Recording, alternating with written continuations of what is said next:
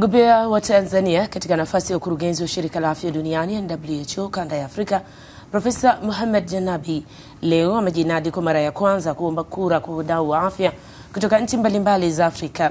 Mkutano huo wa kujinadi ulifanyika kwa njia ya mtandao ambapo Janabi na wenzake watatu, Dr. Michel Yao wa Ivory Coast, Dr. Lamine Dreim wa Guinea na Profesa Mustafa Mujiyao wa Togo, na walijinadi kwa yale watakayofanya endapo watashinda nafasi hiyo.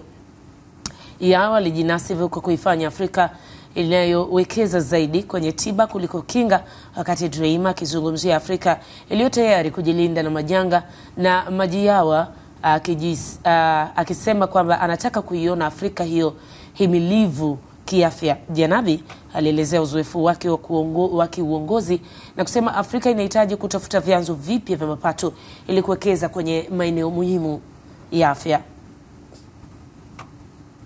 Kipaumbele changu cha 7 ni suala kuongeza uwezo wa Afrika kujitegemea kwa chanjo, dawa na vifaa tiba.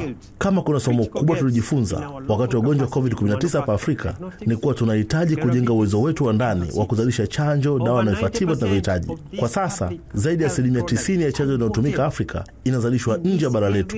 Hili ni jambo ambalo tunahitaji kulifanyia kazi, na zaidi kwa kutumia vyanzo vya mapato ambavyo tunavitumia ipasavyo kwa sasa.